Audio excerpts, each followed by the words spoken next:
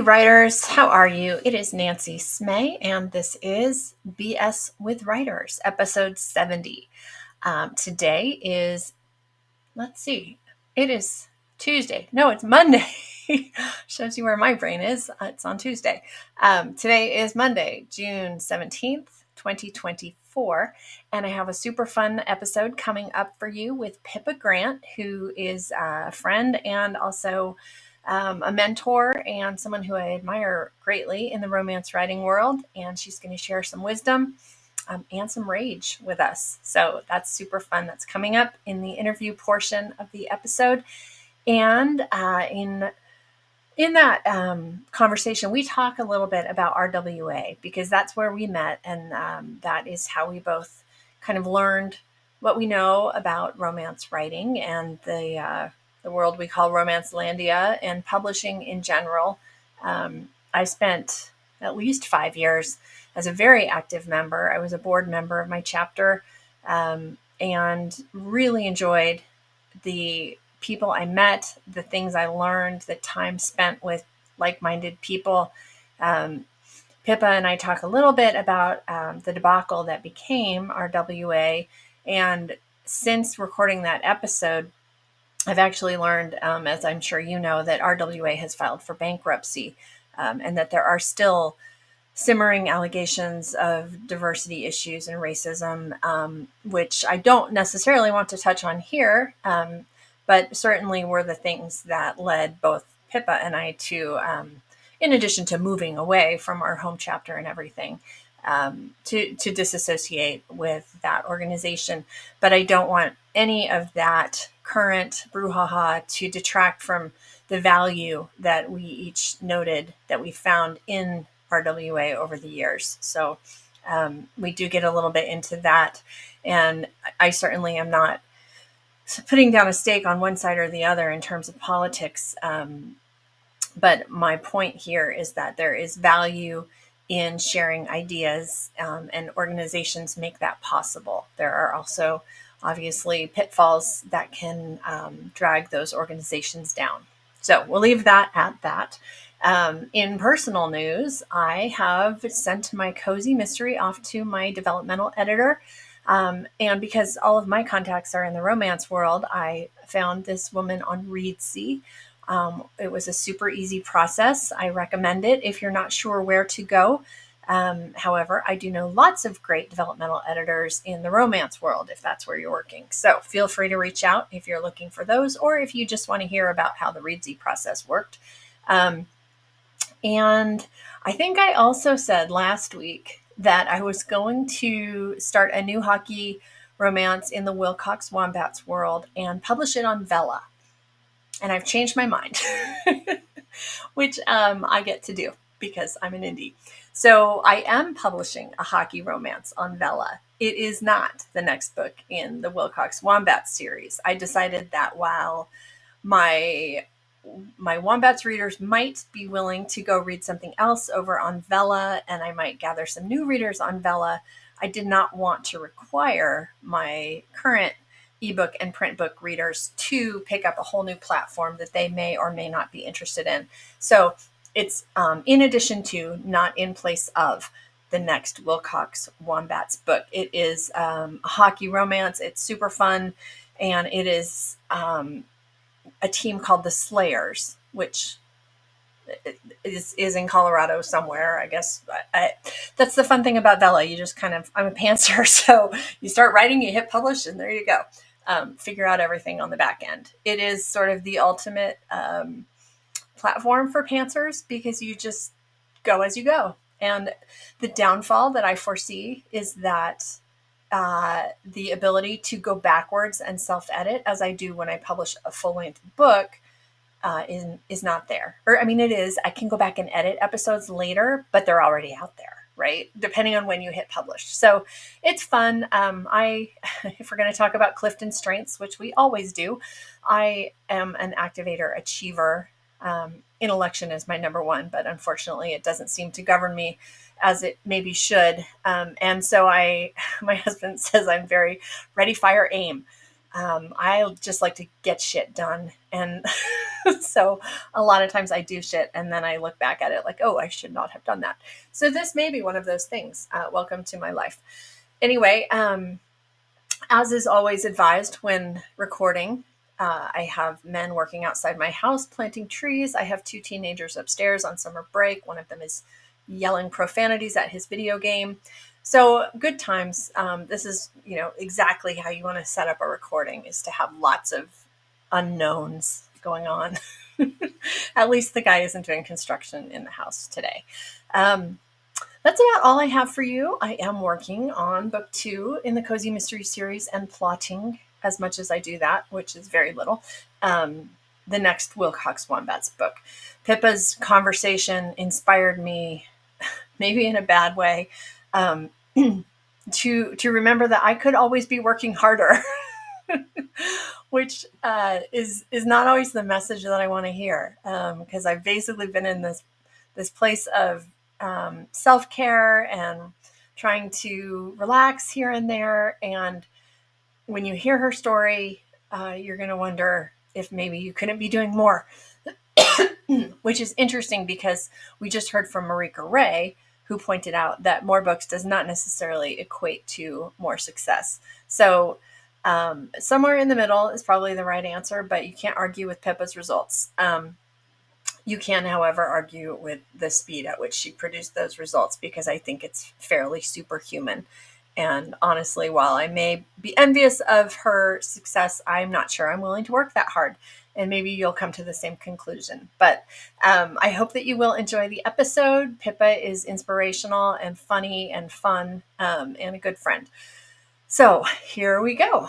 Enjoy, and I'd love to hear your thoughts and comments on the back end. You're welcome to email me, Nancy, at Evident Inc., and that's Inc, INK.com.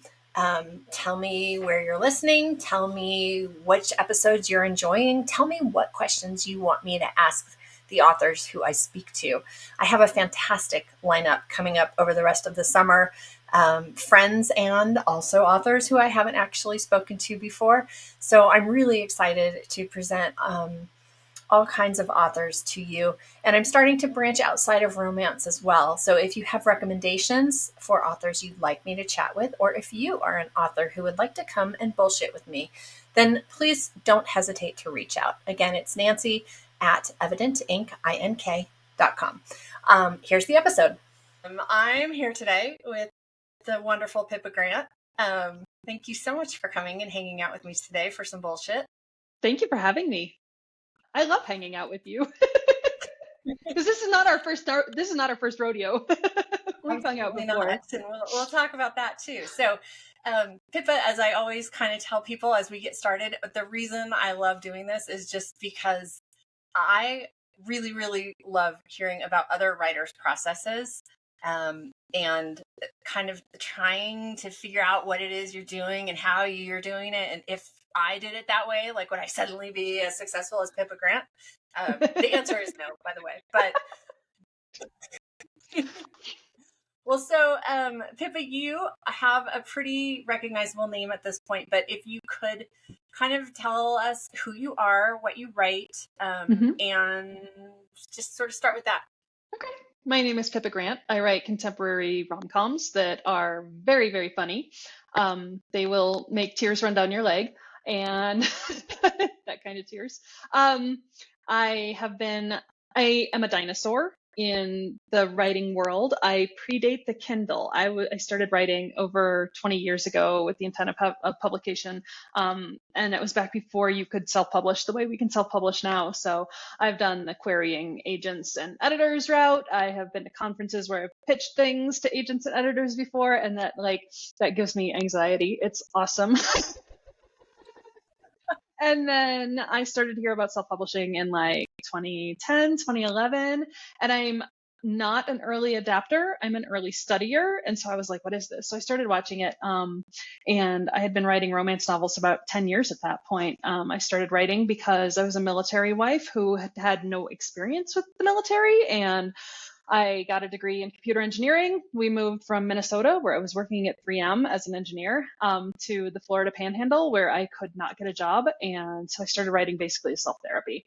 So fast forward 10 years from starting to write a self-therapy, lots and lots of rejections later, 50 Shades of Grey came out, and I hit a point where my rejections from agents and editors said, "This is fantastic. I love it, but I can't buy it right now because it's not the next 50 Shades of Grey. It's too quirky." And I was like, oh, well, number one, that stinks. But number two, it's good enough now. And so that's when I decided to self-publish. And I spent 4 years self-publishing under my first pen name. And then in the summer of 2017, I had something of a professional breakdown. Because indie publishing is hard. Because yeah, I know. Well, and I want to. We've got so much to dig into already, and I know that yeah. the grand is coming. That's an official term. So no, go right ahead. I want to hold off on that for just a second, because you said so much. One of the things I wanted to ask about was when you said that you had been querying, and then 50 Shades came out, and all of a sudden your query rejections came back with a much different tone. Was that because suddenly romance was great, everybody liked it, and what you had been querying was the exact same thing, except suddenly they were like, oh wait, we like romance?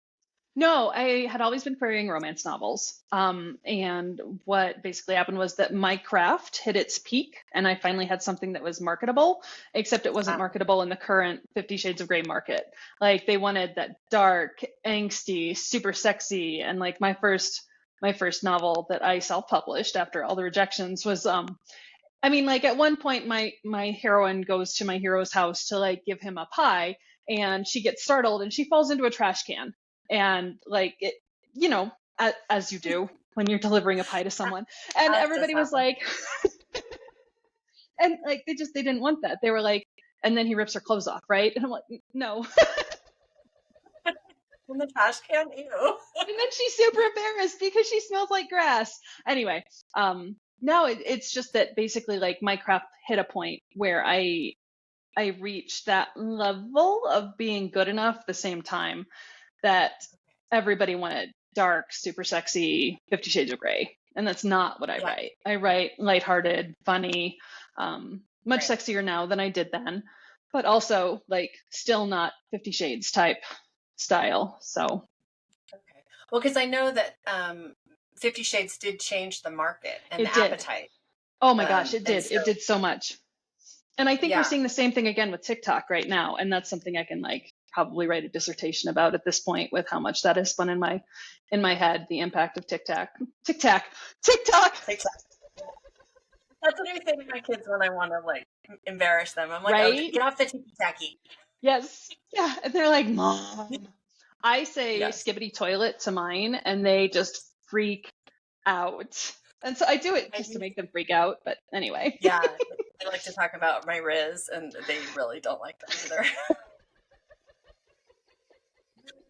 Trolling one's teens. I could write a book about trolling your kids. It's fun. It is fun. Okay, well, so we're talking 20 years, and so what did you do in those early years when you were kind of on your own, and this wasn't a community that you knew? You were just I'm going to write some books. What did you do to learn? How did you grow a community, or did you? What did you do? I joined Romance Writers of America, which 20 years ago is not what it was. I mean, it might have been what it is today, 20 years ago. I just didn't realize all of the intricacies and complications of the organization.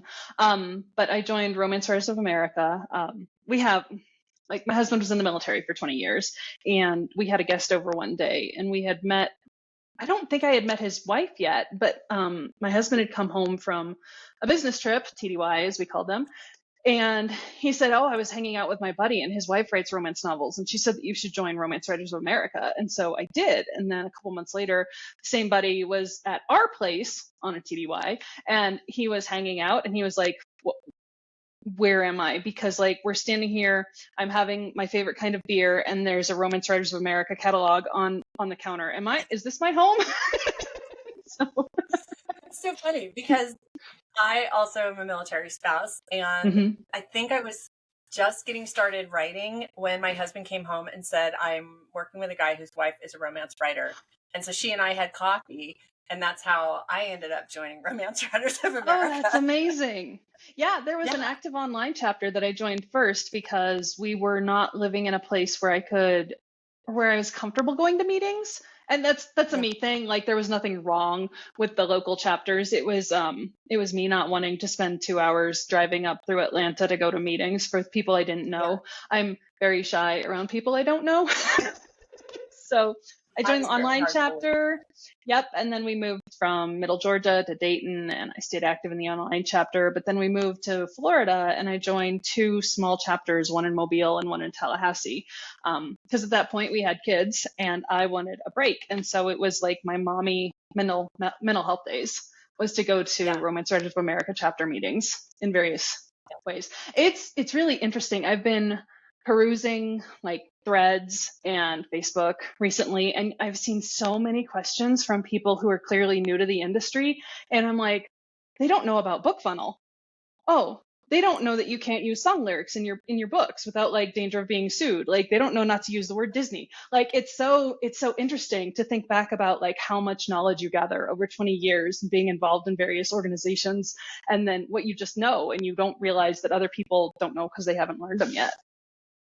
right. And that's one of the things that I feel is such a sad part of what's happened to RWA. And although I do think that chapters are still active and there's still good Hmm. knowledge to be gained there, I think there's probably been, and I'm ignorant in this, because I left RWA at the time just before it blew up, and I think Hmm. you probably did too, Yeah. because the chapter I was a part of was almost like that we were a part of was Yeah. almost like Yeah. the initial burn that set off the whole bomb. Hmm. Yep. And that was more than enough for me. Yeah. No, But I think yep. I I wasn't part almost of a feel like local there. chapter anymore when that happened. Okay, So it was I, almost like the before people, and now there's probably the after people. hmm And hopefully it offers all the same advantages that it did to us.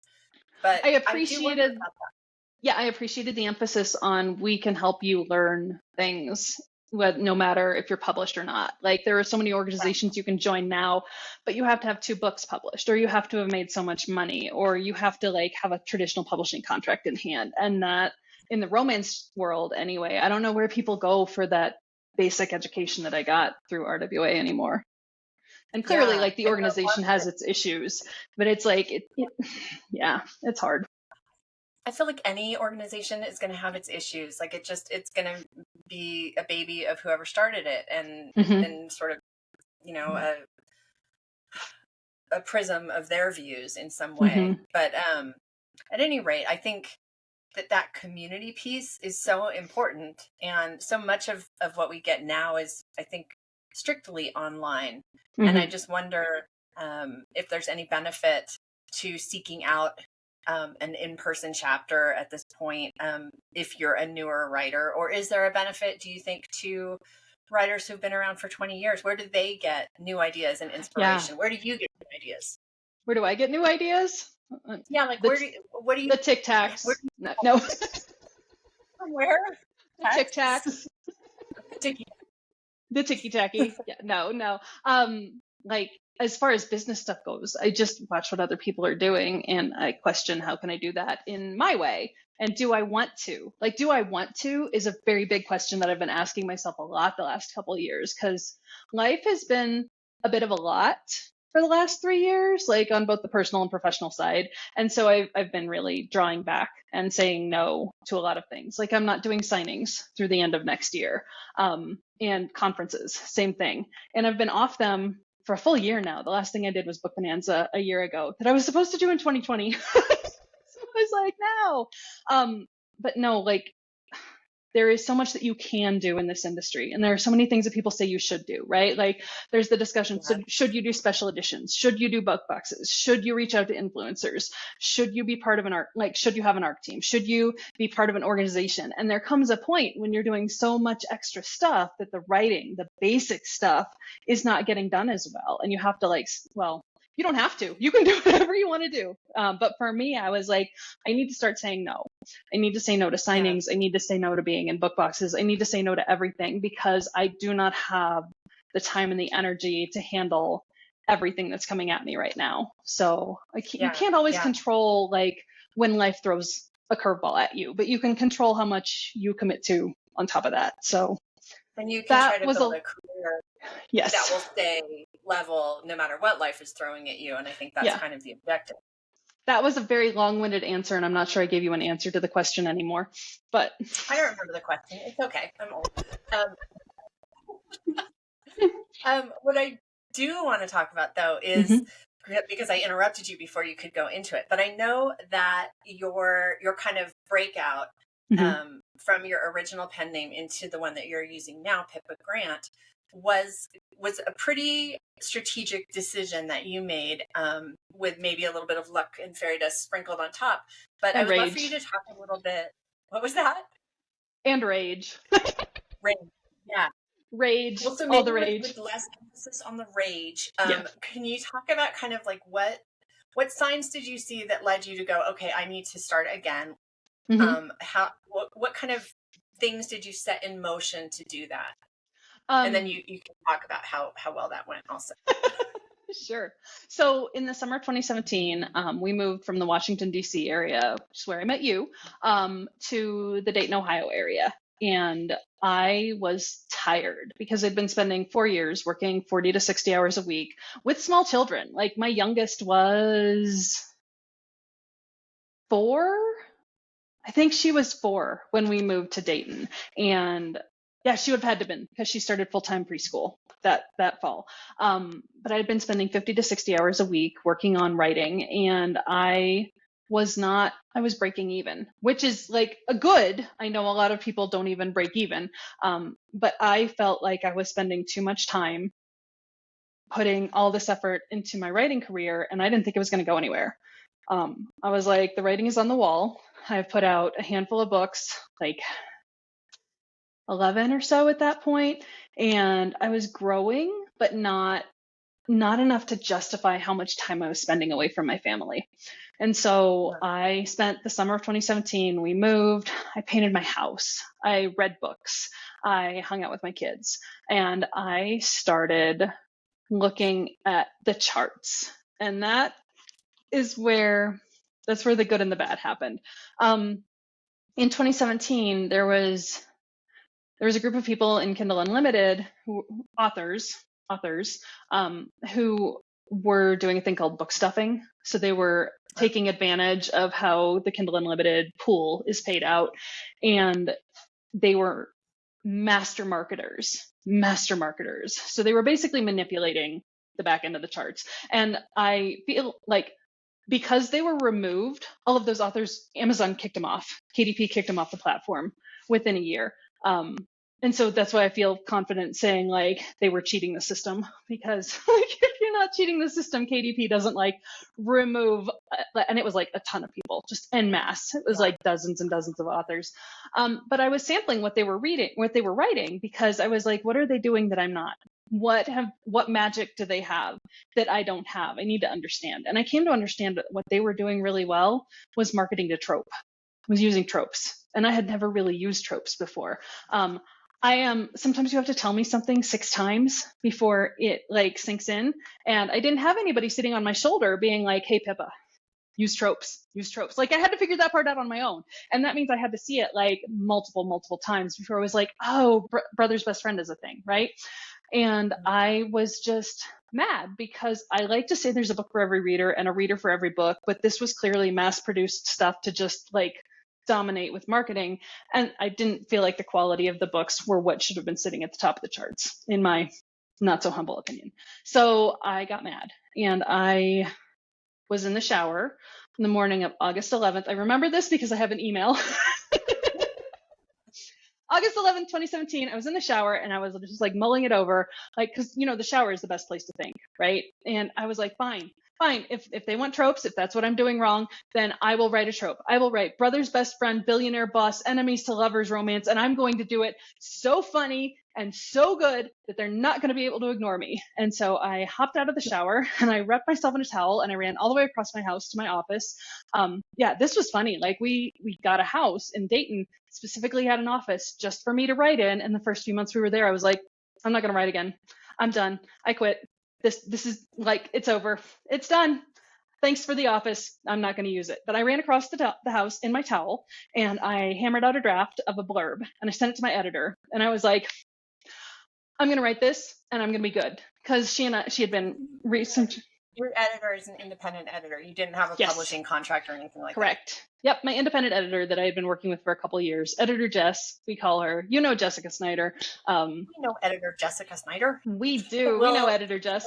I believe she's hanging out with your friend Dawn this weekend, actually. Did she go to Thriller Fest? She went to Inkers Con. Oh, yes. Okay. That would make sense because that's in Texas, I think. Yeah, anyway, emailed to editor Jess and I was like, fine, I'm going to write this book. And she said, great, do it. And then I wrote that book in 3 weeks and I wrote it like no one was ever going to read it. I wrote it like it didn't matter if my religious relatives read it. I wrote it like it didn't matter if the people who had read my previous pen name books read it.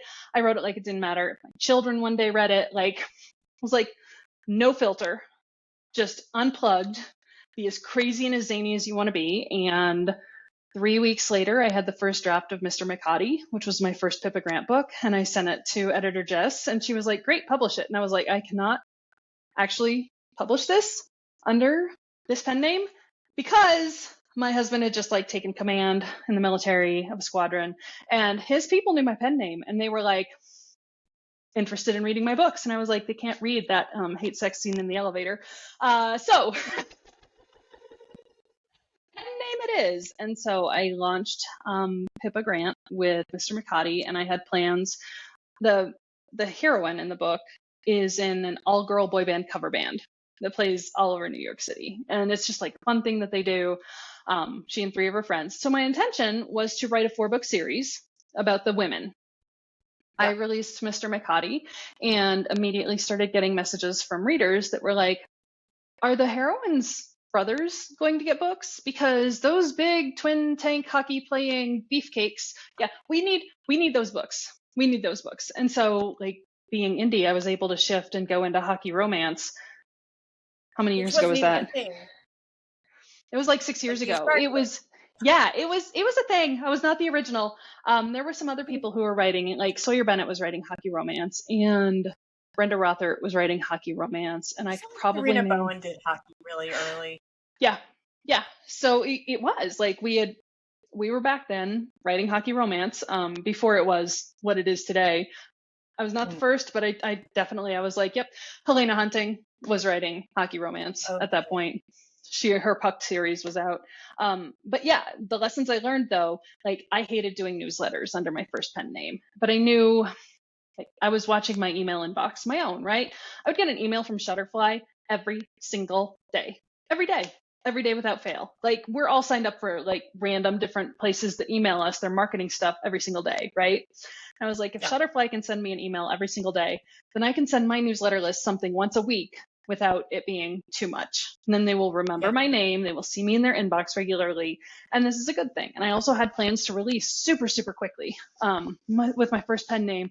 I had 3 small kids at home. Like releasing regularly was not a thing that I could do. And, you know, we were operating one income, military income, and that had to pay for preschool, for daycare, for all of our food, our house, you know, food, what's that? No. And so it was like things were tight, right? And that's part of why I felt bad about the fact that like I wasn't making any money, is because I wasn't even making enough money to pay for the daycare hours that I was paying. So anyway, lessons. Yeah, I learned, I was like, I'm going to do a newsletter, but I'm going to have it have value. So I'm not just going to pop into somebody's inbox every week and be like, hey, remember me? I have a book, go buy it. It was like, I will do like an Ask Pippa column. I will do a recipe a month. I will do, I forget what the other 2 things were, maybe a giveaway one week, right? And that was going to be like the thing. I hired somebody to help me make my covers and to consult with for the blurb and for the titles, because I wanted, like, I knew that's not where my strong suit was. So I pinched my pennies so that I could afford to pay for that, because I knew that Sometimes in business, you have to spend money before you have it if you're going to make it back.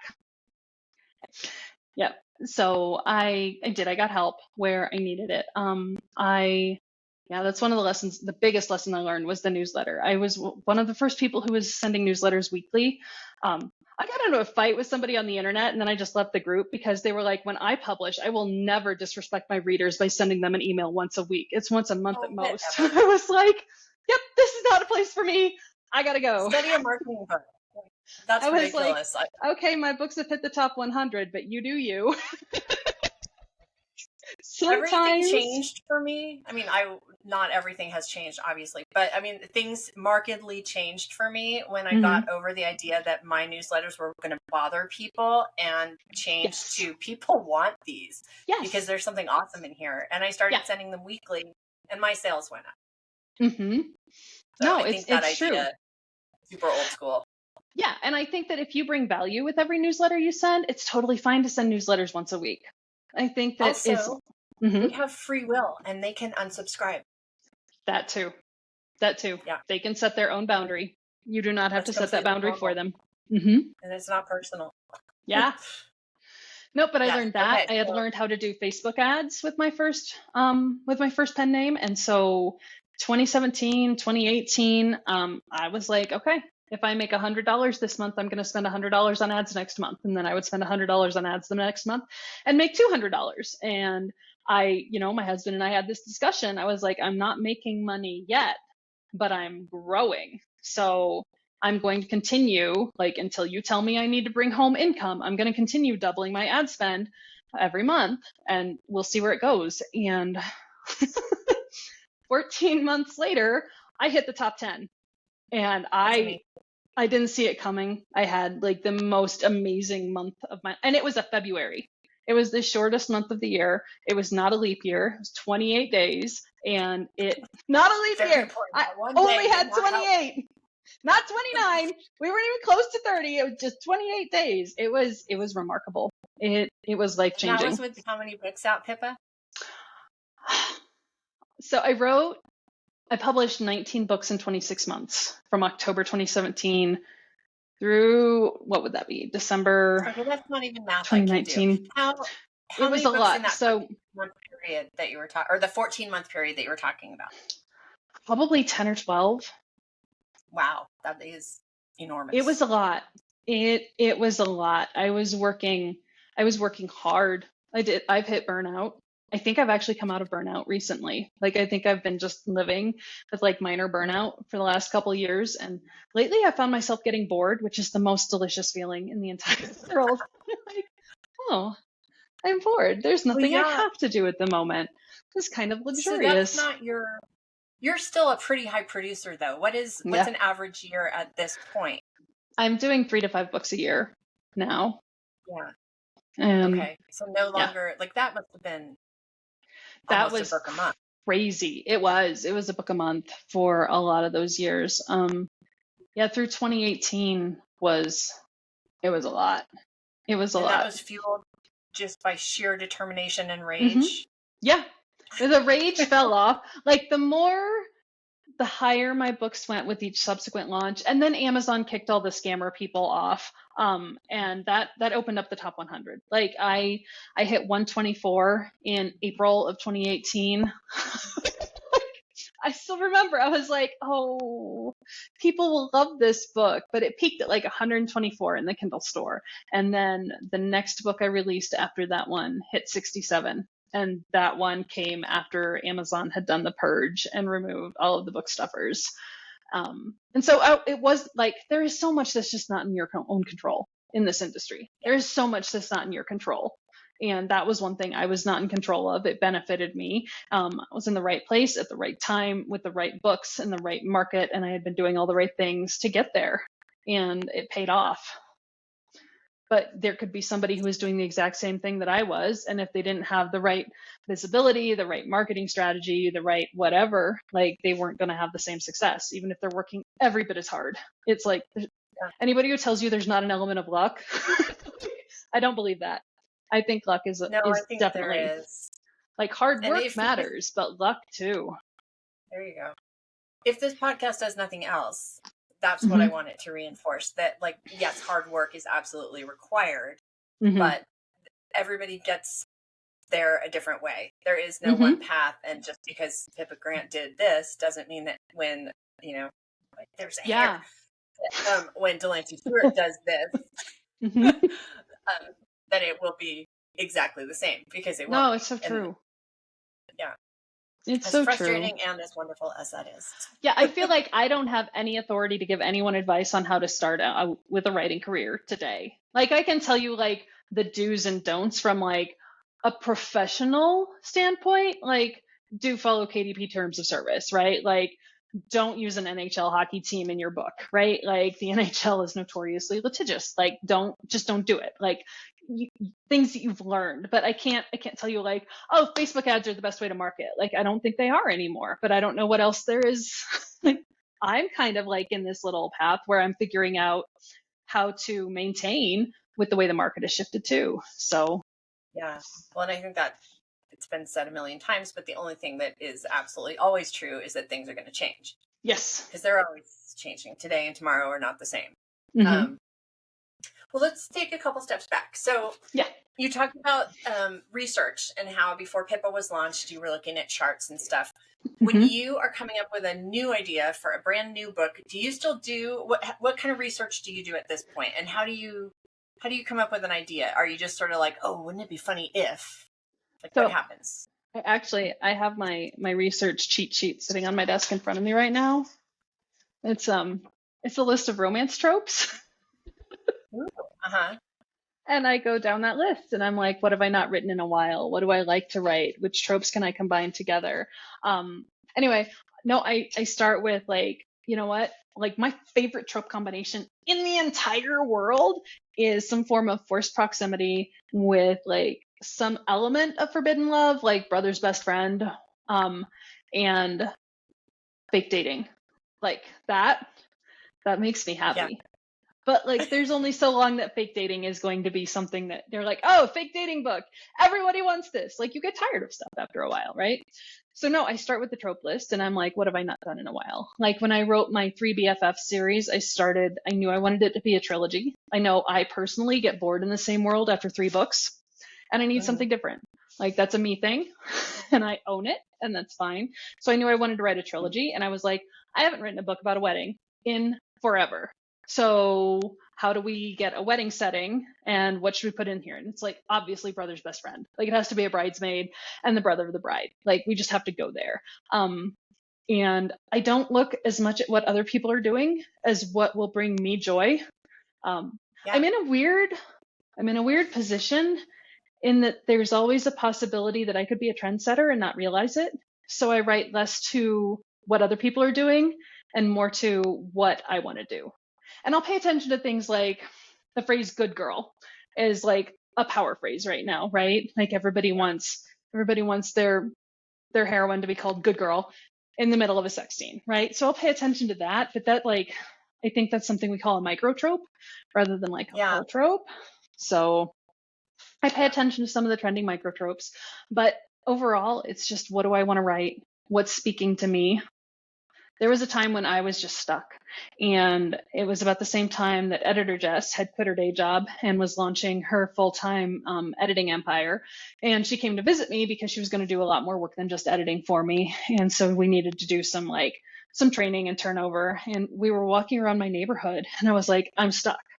I have like it's just brain fart central up here. Like, I don't know writer's block. I don't know what I want to write. And she's like, well, what's speaking to you? And this was like fall of 2020, right? So the height of like the world being crazy. And I was like, yeah, I was like, hot mess moms who are just barely holding it together. That is what is speaking to me right now. And she goes, don't you have a rock star too that you could give a story to? And I was like, oh. And that's all it took. That's all it took. She was like, hey, what if you like paired a single mom with a hot rock star? And I was like, I can do that. Because that element of escapism was just so important at that point in time, and it was what was speaking to me. And so it's what I wrote. All right. Well, so let's get down to the nitty gritty. We've talked about the tropes and how you kind of lay out the idea in your head. What do you do then? Do you get out a whole bunch of index cards and put them all on a wall? Do you write yourself a 30-page outline? What do you do? I start writing. I just dive in. And do you I start at pants it. scene one? Yep, I start at scene one. I'm a scene by scene. Like if I realize that my scenes are out of order, I can't finish the book. I have to go back and put them in the right order. I Oh, use thank God, that Microsoft Word. Like comforts me. I'm You like write in Microsoft Word? I do. I do. I know a lot of Okay. people love Scrivener, and I tried it a time or two, and I am like, can we do Clifton Strengths geeky stuff for a minute? Like, I'm I'm number 3 adaptability. So you would think that I'd be like, oh, I should try Scrivener. I should learn it. The issue is, I like it when the river flows me instead of me flowing the river. And to learn Scrivener would mean that I would have to like my river would have to overflow its banks and create a new path. I'm like, Word works for me.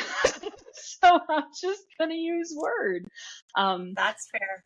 Yeah. Okay. So do you write in just one document, or do you do a hmm different document for every scene? Or that sounds awful, actually. Who would do that? Nope. How Nope. It's confusing. one document.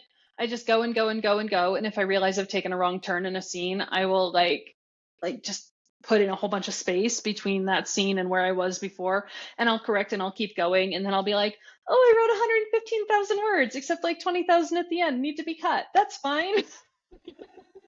And like if Well, I Scrivener has this really, word count thing that like it you can set it so it'll keep track of like what your target is for the whole book and then how much you wrote today. So it's very fulfilling for me. I'm a box checker and I get to see the yeah. line, like I can't stop until the line hits the end. hmm But I Yeah. always get the horrible, like if you go into your notes piece, like if you've got it set up wrong and you start typing in there like, oh, and he needs to do this and don't forget to do that, and like anything that isn't actually part of the book, sometimes it'll count it. So I'll get back and be like, oh, I wrote 5,000 words. But they're not real, and it doesn't oh, know that, and so I yeah. get like, well, I'm cheating. I So actually keep track in a spreadsheet of how many words I write every day.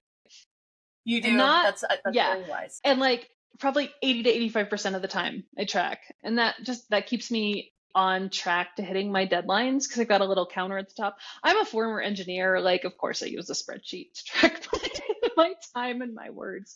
But I've got a counter at the top that tells me like 67 days until this book is due. You need to write 1,587 words every single day to meet your goal. And so that helps keep me on track and keep me honest. And when I find that I'm not writing well, I have to go back. I'm like, oh, I haven't made any progress this week because I wasn't holding myself accountable in my spreadsheet. And so I have to go back and use it again and Well, stay that's, I guess, honest. the same math that the Scrivener thing is doing for hmm me. I just don't have to think about it because Yep. I'm like not an engineer. I've worked with a lot of engineers. I'm hmm like more of a school teacher. I just like to fill in worksheets.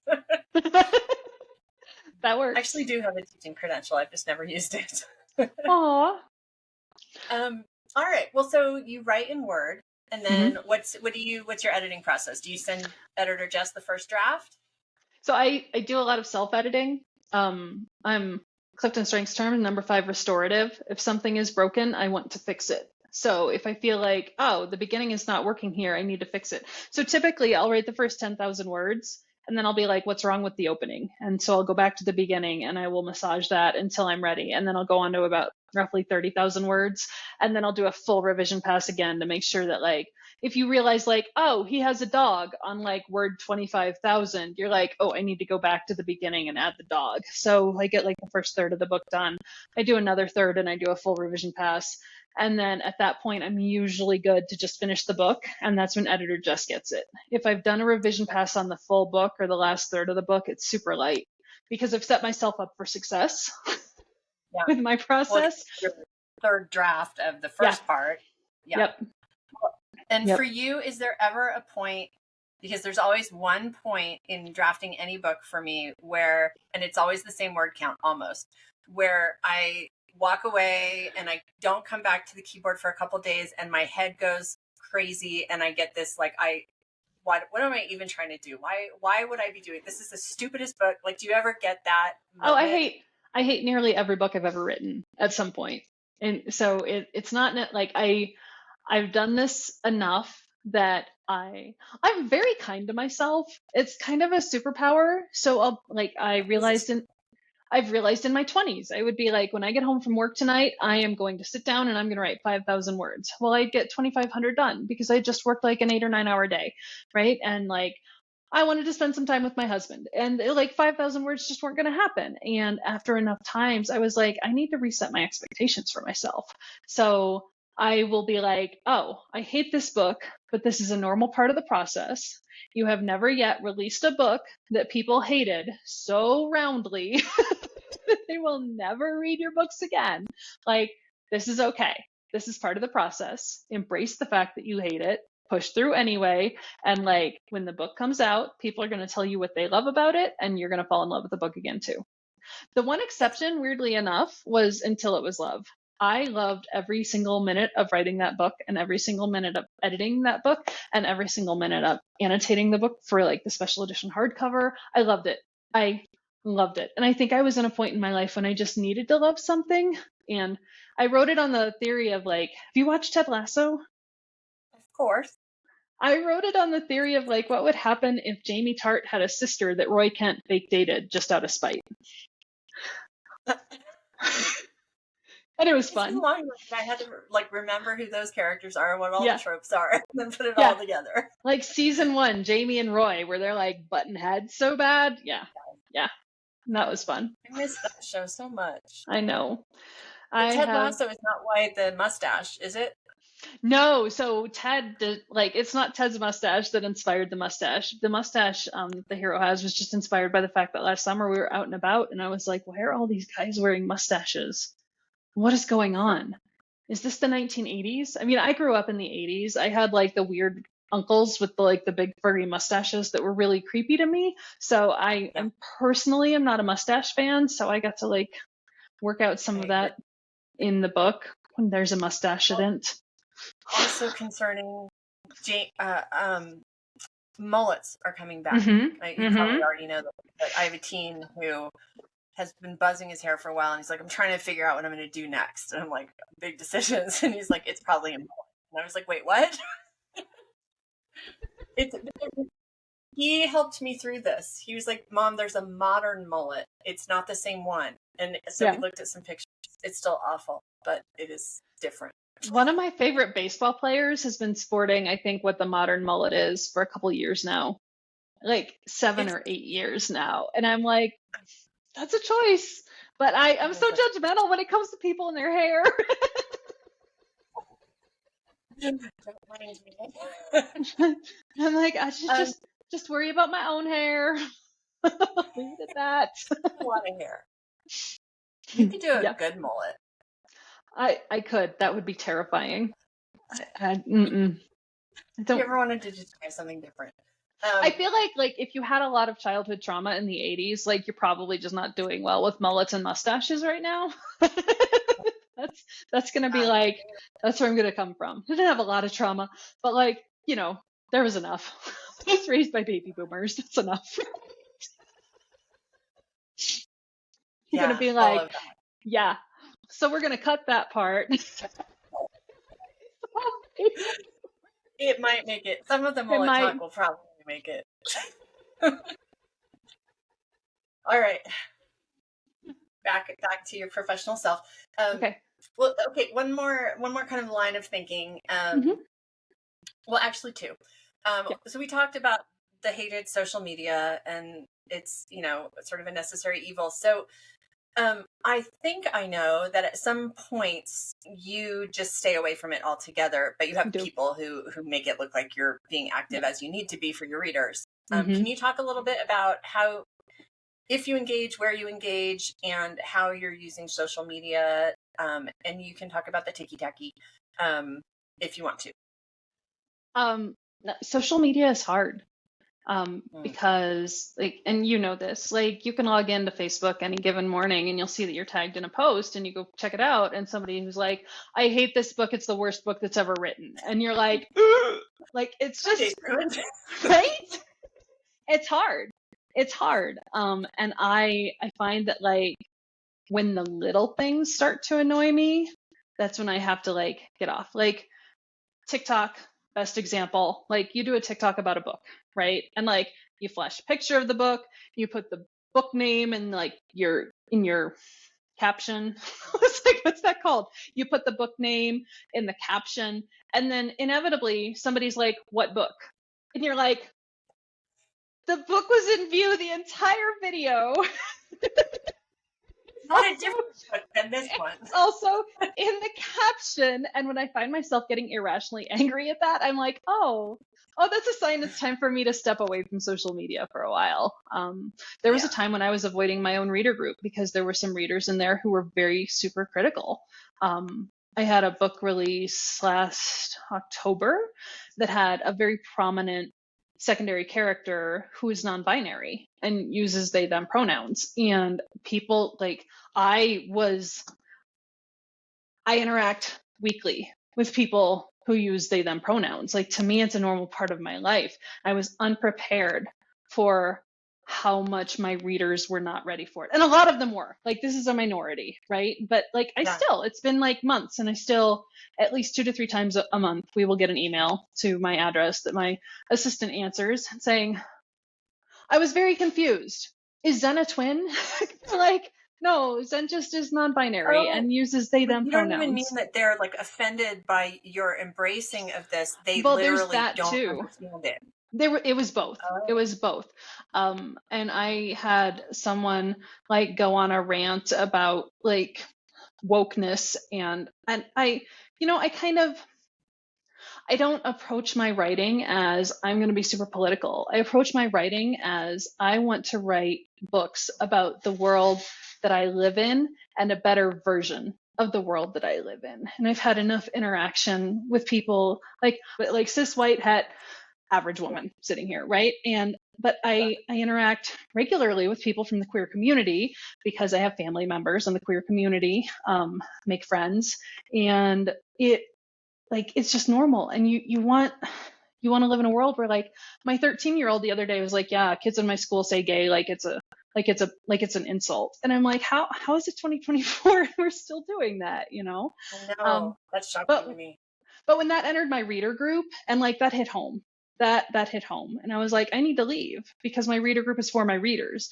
But then I came to the realization after a couple months away, like, time, distance, space, perspective, like, my reader group is there because they want to interact with me. And if there is someone who makes it feel unsafe for me, that is a detriment to the group as a whole. And so those people have to go. And it's not like I'm like, oh, you said green is your favorite color, we're kicking you out. It's more like, you're being offensive. Like, you're crossing lines. Like, it's fine to think that there's something wrong with my books, but like, maybe talk about that in a place that I'm not at. Because I think I witnessed some of the posts in reaction to that, like, hey, this is Pippa's house. You don't walk into Pippa's house and say horrible things about Pippa's house. Well, and anybody's, really, it's like, you're not going to walk into somebody's house and be like, oh, those curtains are ugly, they need to go. You're going to be like, wow, that's for them and it's not for me, Interesting. Unless it's a mullet, and then we pass judge. No, I'm kidding. You can say what you're thinking, it's fine.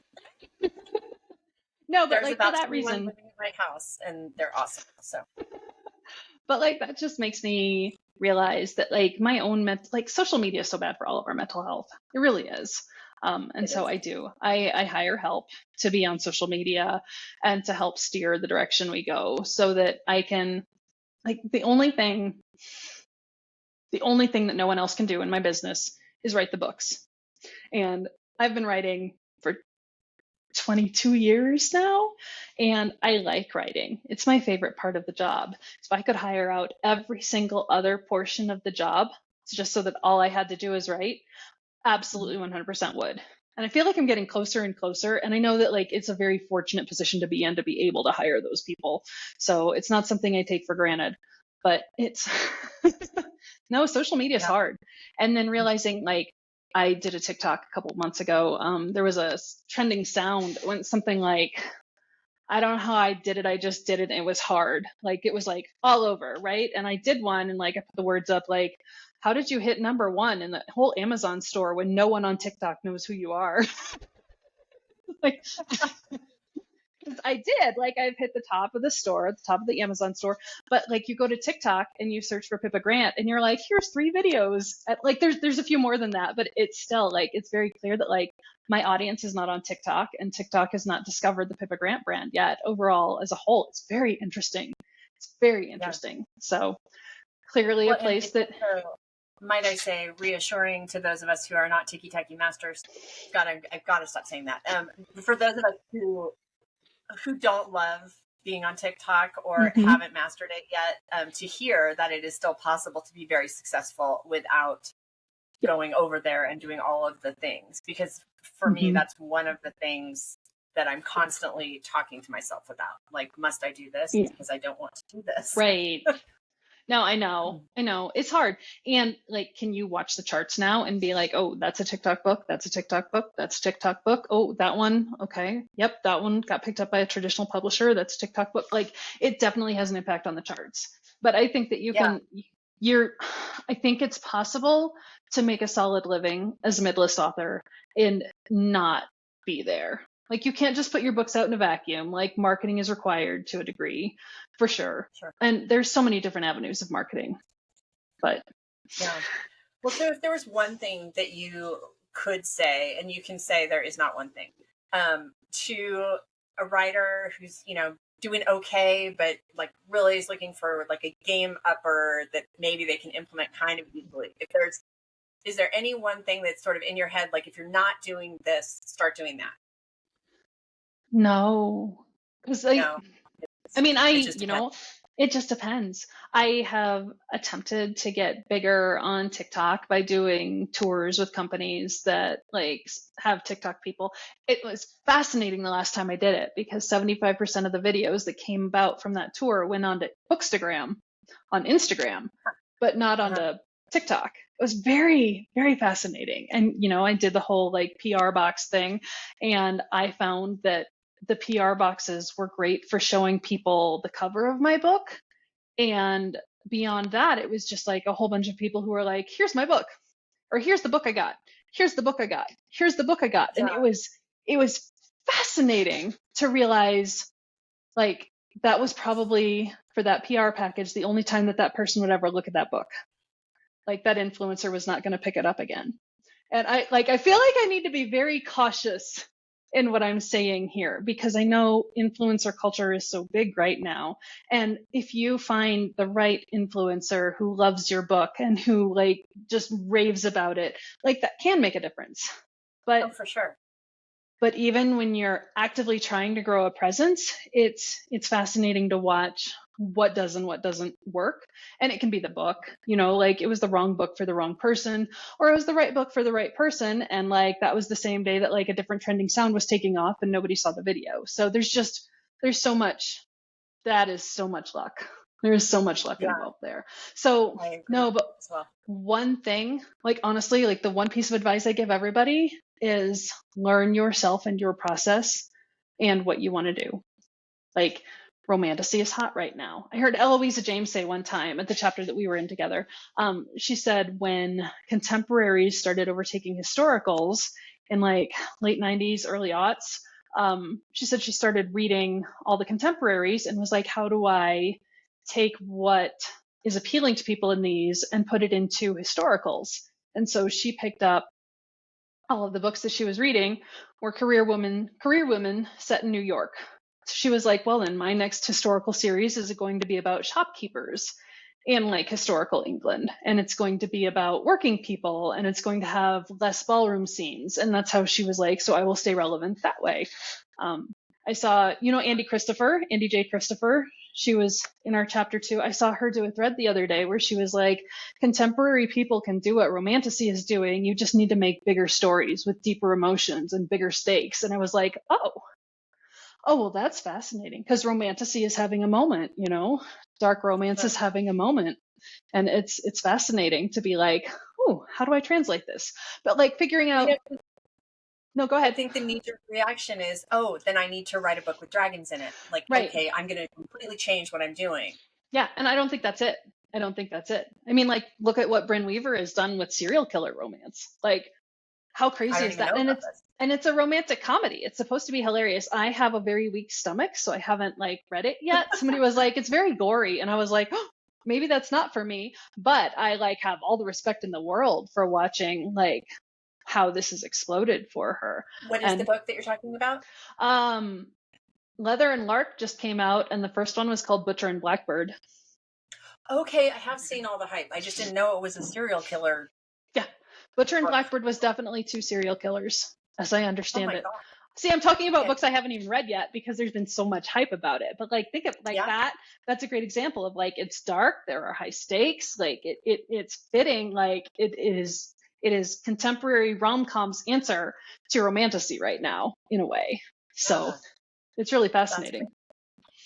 But So also stay like the true. other thing is like some people are great at following trends, and if you're great at following trends then by all means do it. But like if following trends hasn't worked for you, then like for me, I have always wanted to write rom-coms. Like when I was rejected because 50 Shades of Grey is hot and it's not rom-com, and now like nobody wants rom-coms, I was like, well then I'm going to invest in myself.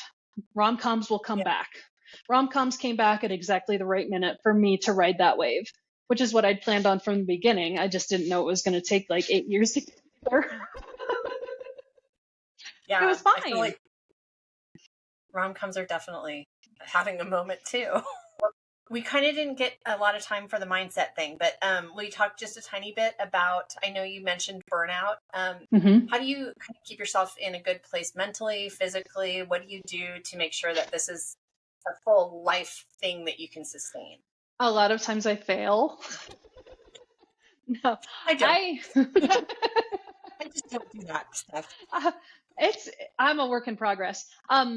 No, I realized in the fall of 2019, I was like, I am in danger of burnout. Like I need to do something. And I had taken Becca Syme's Write Better, Faster, and Strengths for Writers courses, and I got to have lunch with her at a conference in the fall of 2019. And I was like, can I do monthly coaching with you? So I started doing, and I was like, because I'm headed into burnout, I want to do burnout coaching.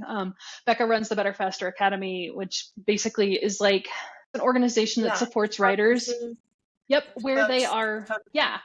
And coaching supports you where you are and for who you are. Like, I'm not going to go into coaching with Becca and be like, I'm in burnout, and have her say, oh, well, the cure for you is clearly to go and have a 2 week long Tahitian vacation, and then you're going to be fine. She's like, well, no, when you look at like where your strengths are, who you are as a person, what you value, like what you need to do is like, I'm high input.